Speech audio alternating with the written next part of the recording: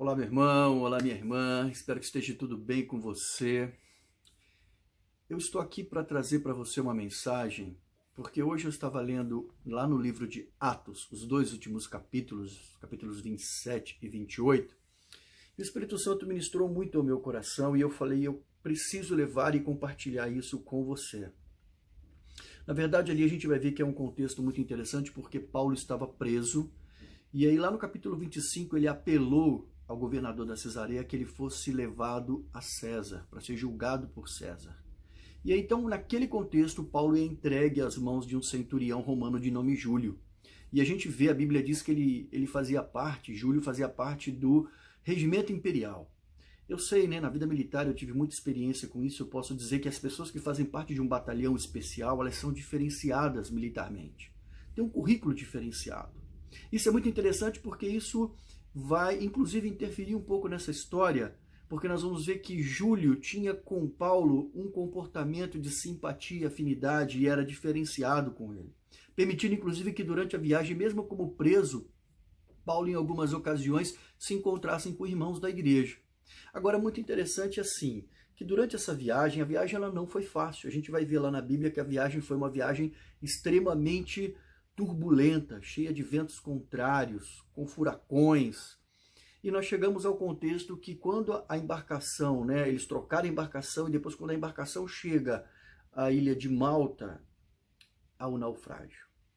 Acontece que durante todo esse trajeto, Paulo nunca perdeu, mesmo na condição de preso e estando em situações adversas, Paulo nunca perdeu a sensibilidade de ouvir a voz de Deus.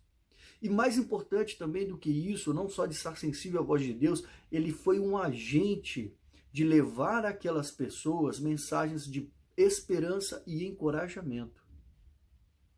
Amados, não tem como a gente não ler esse texto e não contextualizar com o que nós estamos vivendo hoje em dia. Estamos em meio a uma pandemia, uma situação que não fomos nós que causamos, semelhante àquilo que Paulo estava enfrentando. Não foram eles os agentes das causas da natureza. Mas acontece que a pergunta é como que nós estamos nos comportando diante dessas situações.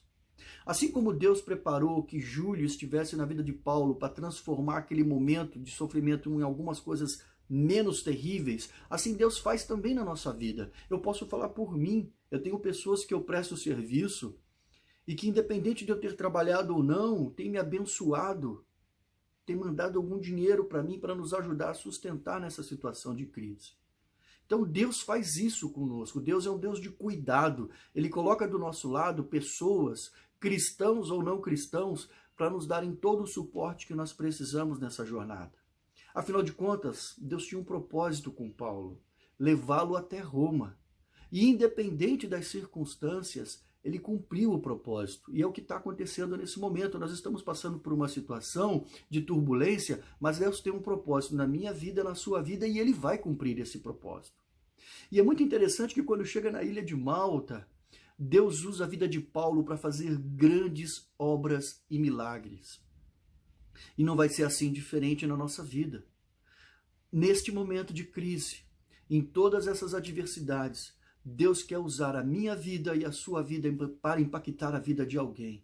A gente só precisa estar aberto e sensível para entender a voz de Deus. E não perdermos jamais a palavra de esperança e encorajamento que nós devemos levar a essas pessoas. Que essa mensagem possa te abençoar, te trazer um pouco de refrigério e que você tenha uma vida abençoada, meu irmão. Aprenda a entender o que Deus está querendo dizer para nós em todo esse momento de crise, em toda essa situação de pandemia. Fica com Deus, um forte abraço, que Deus abençoe sua vida.